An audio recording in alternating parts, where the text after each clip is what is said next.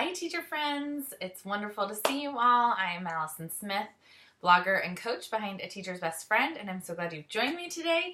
We are going to have some fun because today we're talking about how to infuse fun back into your teacher life. Okay, so I have 6 tips for you. As a summary, of course, you can read about all of my tips on my blog post, so check that out for more detail, but here's the quick and dirty of the 6 tips. First off, bring your fun into the classroom. So whatever you find fun, find a way to incorporate that into the classroom. I give some examples in the blog. Multitask fun was something else that you have to do, okay? So if you know you want to work out, go work out with a friend. If you know that you have to get some grading done, then soak your feet or, do something like that while you're grading so that you can have some fun. I don't particularly recommend multitasking grading with watching a show, although I think we've all tried it, but it just takes 3 times as long. So, find ways to still have fun while you're accomplishing some things on your to-do list. I think there's a couple of ways that you could multitask, so get creative with that. The third thing is to schedule time for fun. Okay, so this is uninterrupted time for fun. You're not multitasking, you're not trying to incorporate it into anything, you're just going to have fun.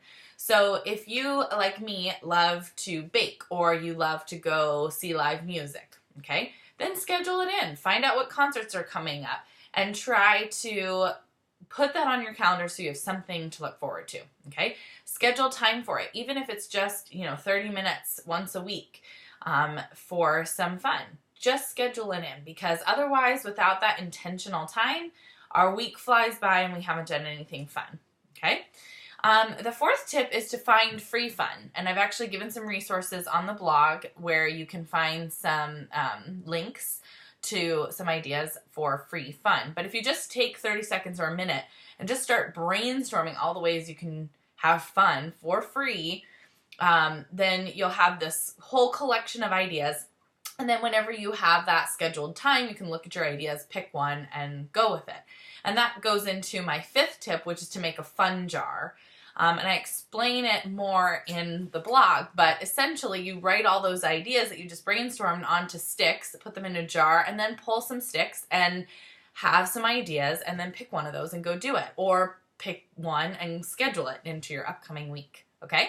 The 6th and final tip is to change your thinking about fun. So most of us put ourselves last on the to-do list. We've talked about this before. And we put fun, of all the things we need to do for ourselves, we put fun at the very lowest. We sometimes feel guilty if we are having fun or we're going to do something fun when we have other responsibilities to do. I think this comes from the whole idea of I will go outside and play after my homework is done, right? We all probably grew up with that sort of mindset, get your work done first and then have fun.